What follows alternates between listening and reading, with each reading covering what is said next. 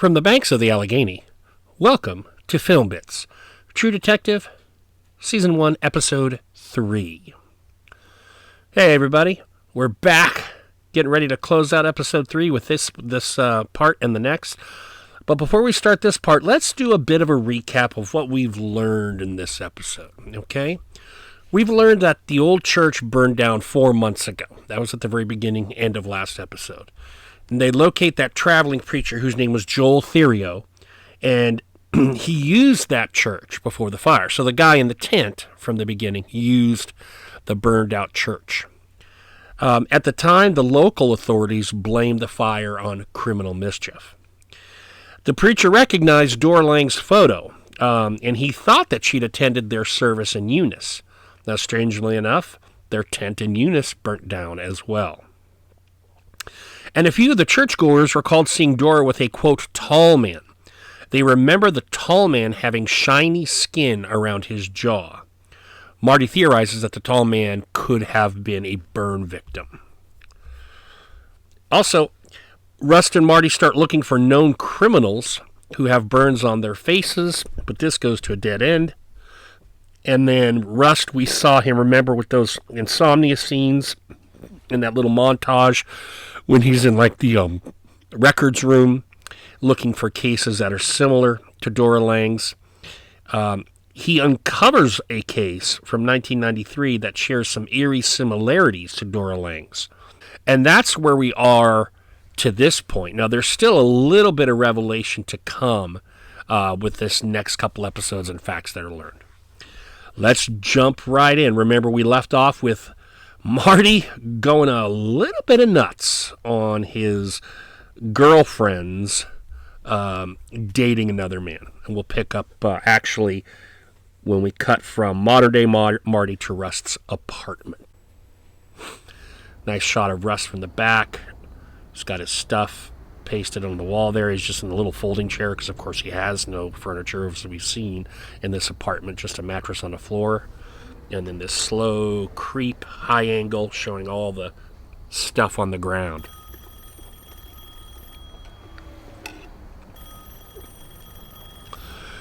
Checks the time. Who the hell's calling him? Let's go. Rust, you're home. It's me. What's wrong? I'm sorry. Steve Geraci said he caught something and needed help. I almost called the station, but what's the point? You know, they lie. I gotta put you on the spot. You know if it's true? I didn't hear anything. And then again, I wouldn't. I mean, Geraci wouldn't. Geraci's the guy Russ slapped in episode 1. And basically, this is Marty giving his wife an excuse of why so he can cheat on her. You drop Jen at home? Yeah. I walked her to the door. You didn't go in? You don't have to fall in love at first sight, you know? Yeah, I know. Look, she's nice. Pretty. There's comfort there, right? Interesting slow rotation on the camera for both of these shots. You guys don't give things chances. I don't know why that is. Well, that's because we know what we want. And we don't mind being alone. Go to bed, Maggie. Marty will be home. Take care. Rust not giving Marty's wife what she wants. She knows what Marty's doing. Holy shit, 3 days in a row. Is that a new personal record? Fuck off. I will take my first shit through your sunroof. Hey, I found one. I think another girl. So Marty's come in looking like crap, drunk. 3 years ago, flood in Abbeville. 3 days in a row. This girl out of the river. Now, hold it. It says here that her death was accidental, drowned, water in the lungs. How's that hand? Coroner says that branches and debris from the flood caused these injuries. I understand the ribs and the arms, but the hyoid? Still, that's no not... fucking way. Look at this lacerations to the abdomen. Plus, she was positive for meth and LSD. They said she was high. Fell in. The posterior. Oh, shit. Yeah. ID is Rianne Olivier, 22. Lives in Pelican Island, population 300. Grandpa's still there. Got a phone at the dock. I don't know if I can sell this shit. 2 days. We dig in this direction. This is his. It's some kind of archetype. DB, Ville Platt, machinist, you're up. I think we caught a break in the case, boss. I thought you were handing that off. What break? K.A. the victim. Might have known the killer, boss. Might have seen him. We follow up. We still got a few days. 2 days. And then goes to task force. You two. All right, so remember that task force came in. Everyone wants to get rid of this case. It's a loser case. They can hand it off to the task force. then everyone's good, and Marty and Russ can start being homicide cops again and not wrapped up in this case. But Russ feels something here. Russ knows they've got something that has slipped under the radar. They've got a serial killer that's going to keep on killing if he doesn't get caught. He's burning the midnight oil. Marty's wrapped up in his own personal life. All the stuff with his wife, all the stuff with his girlfriend, and we see the differences of these two guys' lives. Marty's kind of punching the clock. He's doing okay work, but he's not trying to bust this case open. And that's all Russ can do, is focus on this case with a driving intensity and obsession. Let's pick it back up. Catch again. Try that serial theory on him. He will pull you just for spite. Pelican Island's 2 hours away.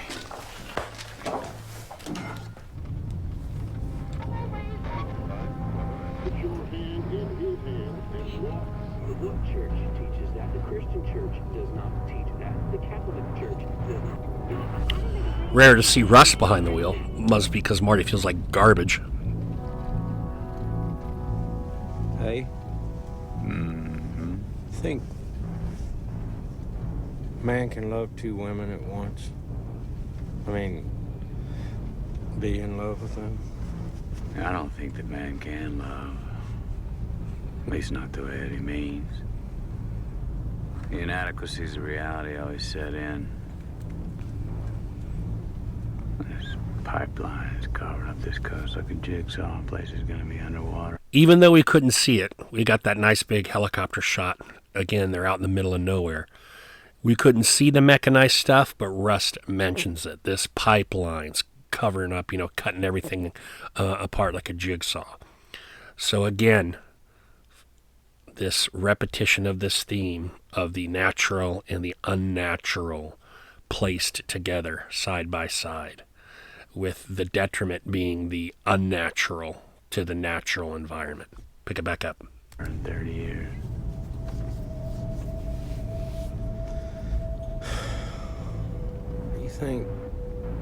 You wonder ever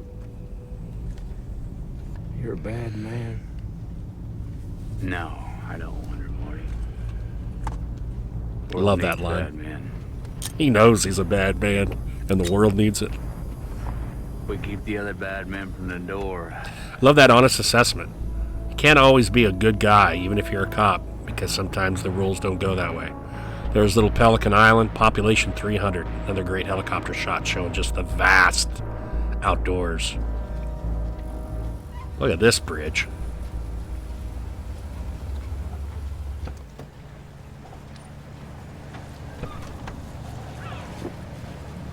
I like this shot for some reason, that tattered plastic and that push in, and then the cut over to this old fella.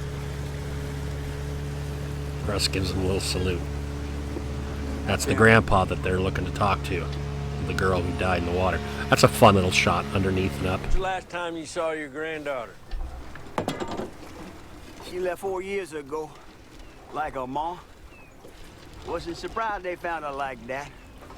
Everybody think they gonna be something they not. Everybody think they got this big plan. She had a boyfriend you know about, a man? And she took up with that Ledoux fella, older boy, shit family. Run off with him. I ain't never had nobody ask me about him before. They just tell me she died in the flood. That Ledoux family, they still live around here? Oh, maybe a cousin or two. Been shrinking every year. Hurricane Andrew wiped most of the folks out around here. So you got a full name on that Ledoux boy? Reggie. Reggie Ledoux. Father's Bart Ledoux. Works offshore. Drunkard. I heard he died. Say, where'd Rianne go to school? Light away when it was open.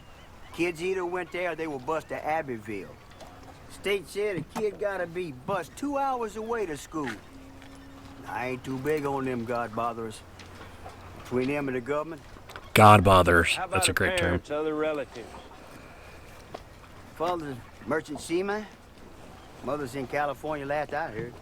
Do you have anything of hers, possessions, anything, give us an idea what she might have been like? What you boy looking all this up for? I was told she drowned in the flood. Now, I ain't no idiot. You telling me she ain't done drowned? We don't know that, sir. We're just looking for a man might have known her. Who? That's what we're trying to figure out. He ended up having a little box of her stuff, had her last yearbook, 10th grade. Not a hint of feeling from the old man. Kind of guy, blinders. But why'd he keep the box, huh? Did he ask himself? Anyway, I guess that's one way to do it.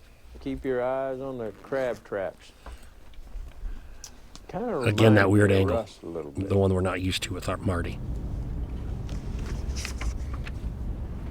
The school's small.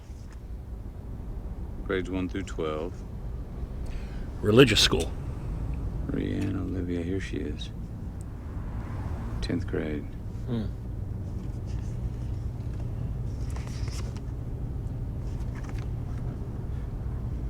The school was part of Tuttle's foundation. There's that name Tuttle again. The governor and the reverend was in charge of getting the task force together to take over the investigation of this murder that Russ just trying to hold on to.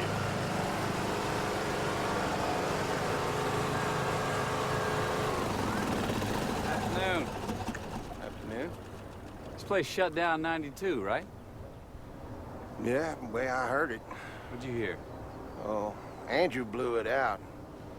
Guess they didn't think it was worth cleaning up. Do you work here then? No, sir, I work for the parish. Cover several properties. I-23. I-23, go. I got comeback on your R&I. Reginald Ledoux, DOB 11-1360. You know anybody went here or worked here back then? No, sir, I only been coming here the last few months. Parish added it to my work order.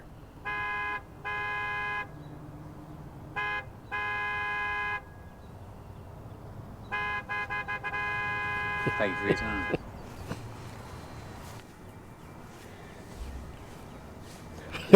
Fucking slow.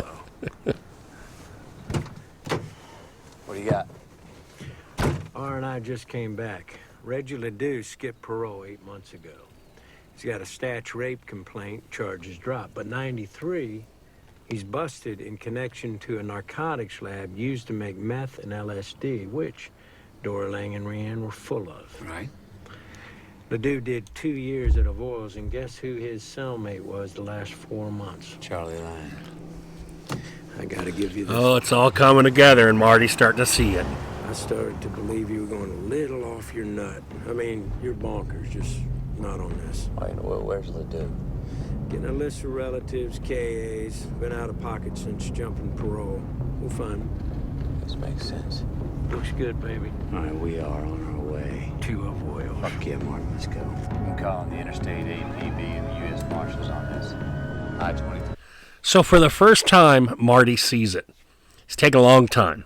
Let's kind of recap a little bit what we're talking about here. because a lot of information has filtered through. And the way Pizzolatto does this is he kind of does this a lot through like side characters. So we're just kind of following along and listening to the dialogue and all that jazz. And then it's just like, boom, we've got this very important information and we don't realize that it could be important and we might miss it. So Rust finds this girl from 1993. She has similarities to Dora Lang's murder. She fell into a river and drowned, but Rust discovers she had the same drugs in her system as Dora Lang. When he's showing Marty the photos, she also had the puncture wounds on the abdomen, and she had that weird kind of sigil, that curly Q kind of concentric symbol on her. Same thing that Dora Lang had. Her name was Rhiannon Olivier. And Rust thinks that she might have been connected, well, that she is connected, but that she was someone who was killed before Dora Lang was, from the same killer. We saw the boys go talk to the grandfather. We learned that Rhiannon Olivier had attended this school, which is now shut down, as Rust was talking to the maintenance guy. We learned that Andrew took out the school, Hurricane Andrew took out the school, and they didn't feel like fixing it back up. And that this Rhiannon gal was a boyfriend to this guy, Reggie Ledoux, who has a statutory rape, who's connected to meth, and I forget the other drug, but both of these drugs are in the systems of Rhiannon Olivier and Dora Lang. Finally, the last little thing is that when Reggie Ledoux was in prison, his cellmate was Charlie Lang, Dora's ex-husband, who Rust and Marty visited in episode 1. So it's all starting to come together. Let us bring it back in. Dispatch. Come in, I-23. What can I say? I thought for a minute you just liked looking at pictures of dead people. I need an all-state APB on one Reginald Ledoux. R&I came back with info. All U.S. Marshals and Highway Patrol be advised. Detain on site. Over. Roger that, detective. We process that now. And finally, we arrive at Reginald Ledoux.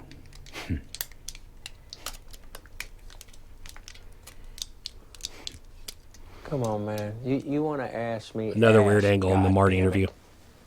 You ever been in a gunfight? No. Well, how the fuck you gonna know what I'm talking about?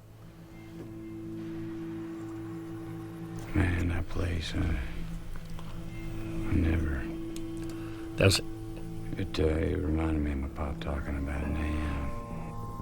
So a couple very interesting things there real quick. Marty says, you ever been in a gunfight? No. Well, how you know what we're going to talk about? So that's an interesting allusion. And then Russ saying that this place reminds him of his dad talking about Vietnam. Start it back up. And the jungle thing. Now look, me talking about what happened back then, that ain't gonna do you any good now.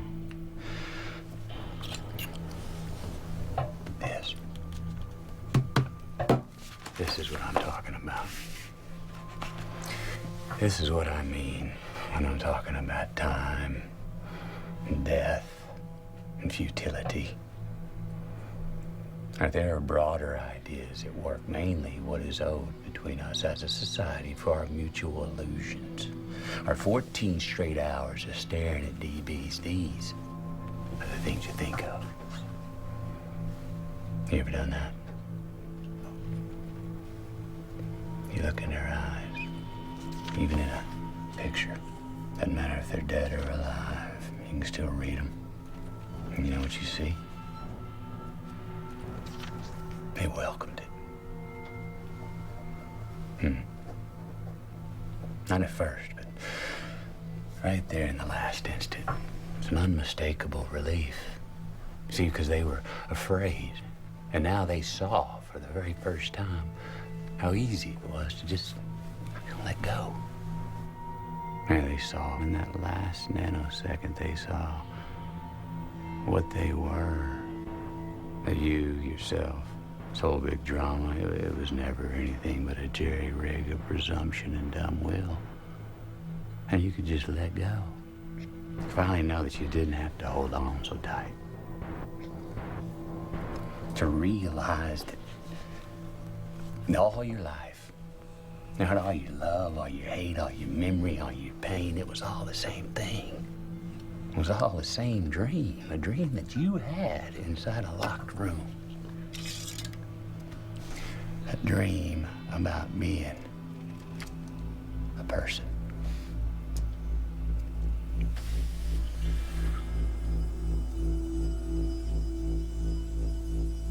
And like a lot of dreams,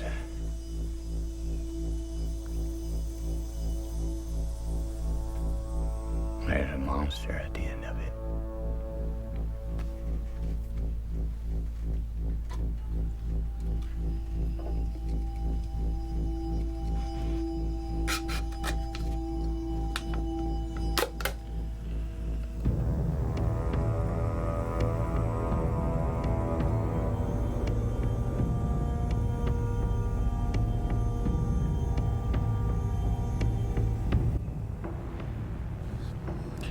And that is the end of episode 3. Boy, a lot going on there at the end, aside from everything that Rust is saying. It's a little heavy. I might go back and listen to it again. What I found very interesting about that last bit, aside from McConaughey's impeccable acting, and I mean even to how he picks up that lone star with 2 fingers. These guys came in to interview Rust and were in control, and Rust is taking control of this interview. There is no doubt about it. He's now directing it. But anyway, back to McConaughey's acting there.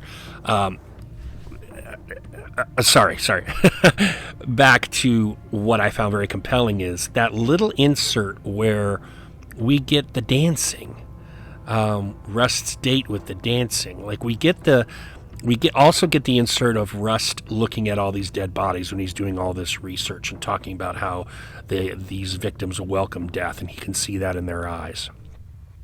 But then he gets to something a little more philosophical, and we get the cut in of the dancing and the date. And if you go back and listen to what Rust says there, I think we can interpret that. One of the interpretations is that, he's kind of talking about himself there, this illusion, this locked room. Go back and listen to it, watch again, listen to the sounds, see the way it's edited and put together, and see what you can come up with for yourself there, because there's a bunch ending there.